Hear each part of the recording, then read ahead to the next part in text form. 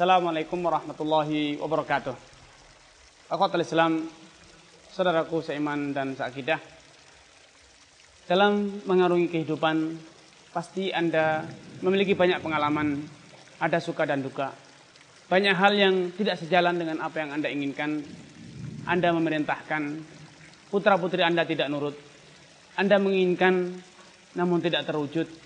Sehingga kegagalan demi kegagalan, ada sesuatu sikap yang tidak selaras dengan apa yang diinginkan, mungkin memancing emosi Anda, menjadikan Anda murka.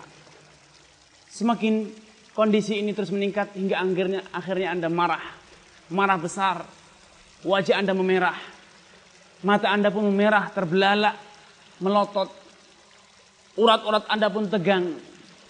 Itulah amarah. Amarah, kata Rasulullah SAW, adalah jamrah, adalah bara api. Kobaran api yang dikobarkan oleh setan dalam diri Anda. Ara'aitum ila humrati aini.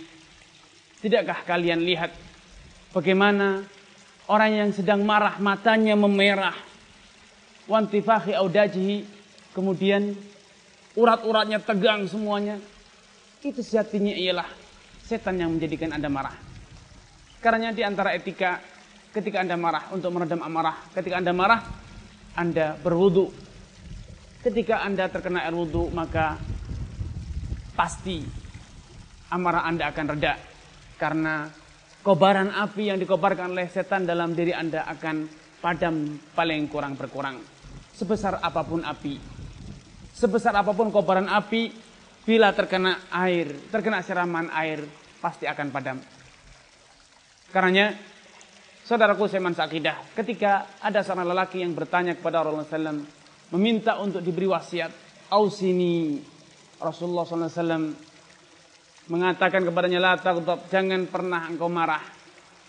Lelaki tersebut seakan merasa ini pesan yang kurang spesial, ia ingin suatu pesan yang spesial. Ausini, dia kembali mengulang, ya Rasulullah, berilah aku wasiat. Kembali Rasulullah SAW mengulang, la taghdab, jangan sekali-kali engkau marah dalam hidup ini. Lelaki tersebut masih belum merasa ini adalah wasiat yang spesial, pesan yang spesial. Sehingga dia mengatakan, ausini, sekali lagi ya Rasulullah, berilah aku pesan yang spesial. Rasulullah SAW sekali lagi mengatakan, la taghdab, jangan kau marah. Karena amarah itu menjadikan Anda lepas kontrol, menjadikan Anda berlaku kasar, menjadikan Anda tidak bisa menahan diri. Dan tentu ketika Anda menghadapi urusan apa saja dalam kondisi marah, urusan Anda bukannya cepat selesai. Urusan Anda bukannya semakin indah, bahkan sebaliknya semakin rusak. Suatu hari, datang seorang Yahudi. Dia mengucapkan salam kepada Rasulullah SAW yang mengatakan, Assalamualaikum. Semoga engkau binasa, wahai Muhammad. Semoga engkau celaka. Rasulullah SAW dengan tenang, tanpa emosi, tanpa tersinggung, beliau menjawab, wa'alaik. Sama-sama, semoga engkau juga. Namun beda sikap Aisyah. Dia mengetahui ucapan Yahudi ini, dia marah dan membalas dengan yang lebih keras. Assalamu alaika wal la'nah. Semoga engkaulah yang binasa dan engkaulah yang terkutuk. Rasulullah SAW ketika mengetahui istrinya yang sedang emosi, dia mengatakan, rifqan ya Aisyah, wahai Aisyah, tenang, tidak perlu marah, jangan perlu bersikap kasar. Kemudian Aisyah merasa ada sesuatu yang tidak beres. Kok malah dia yang ditegur? Dia mengatakan, ya Rasulullah, amma sami'ta maqal.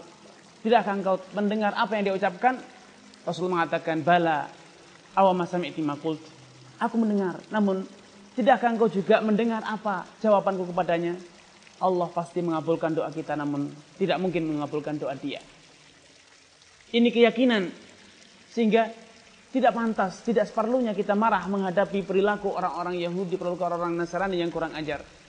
Kemudian Rasulullah SAW memberikan alasan kepada Aisyah, inna rifqa la yakunu fi syai'in illa zanah. Oh Aisyah, lemah lembut tidaklah menyertai suatu urusan apapun urusan itu, kecuali urusan itu akan menjadi indah. Namun sebaliknya, wala yunzau an syai'in illa sya'nah. Tidaklah dicabut dari urusan apapun, kecuali urusan itu akan menjadi buruk dan menjadi jelek. Karenanya, jadilah bagaikan air yang terus mengalir, mengucur. Apapun kondisi yang terjadi, tidak akan Anda emosi, apalagi sampai marah.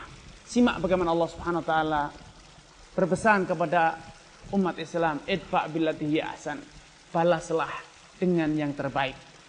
Perilaku kurang ajar orang, perilaku tidak santun orang, balaslah dengan yang baik. Apa hasilnya? Fa idzal ladzi bainaka wa bainahu adawatun ka'annahu waliyyun hamim. Bisa jadi dengan cara ini, bahkan bisa dipastikan ketika Anda mampu bersikap baik semacam ini, Anda dimaki, Anda malah memuji. Anda dimusuhi, Anda malah memberi hadiah. Ketika Anda dimusuhi oleh saudara, diputus hubungan oleh saudara, justru Anda terus berupaya untuk menyambung tali silaturahmi. Sehingga dengan cara-cara seperti ini kata Allah, fa idzal ladzi bainaka wa bainahu, orang yang pada awalnya memusuhi, marah sama kita, apa yang terjadi? Waliyun hamim. Sekejap akan berubah, dia akan menjadi pembela yang sangat setia kepada kita. Karena percayalah, kunci sukses bukanlah amarah. Namun kunci sukses adalah kemampuan Anda untuk menahan diri. Kemampuan Anda untuk menjaga emosi agar tidak lepas kontrol. Karena Rasulullah SAW mengatakan, laisa syadidu bisur'ati, tidaklah orang yang gagah perkasa adalah orang yang mampu mengalahkan, menumbangkan orang lain.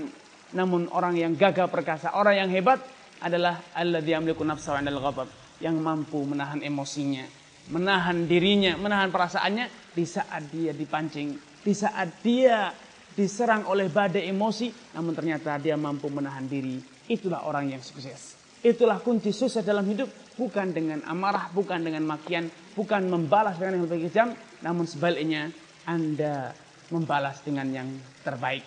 Orang memaki, Anda memuji. Orang memutuskan, Anda menyambung. Orang memusuhi Anda memberi hadiah. Percayalah, dalam waktu singkat, dengan cara ini, Anda akan menjadi orang yang sukses. Sukses bermasyarakat, sukses dalam segala hal, dan orang yang pada awalnya memusuhi Anda, dalam waktu yang singkat akan menjadi pembela, menjadi kasih sayang Anda, orang yang setia kepada Anda.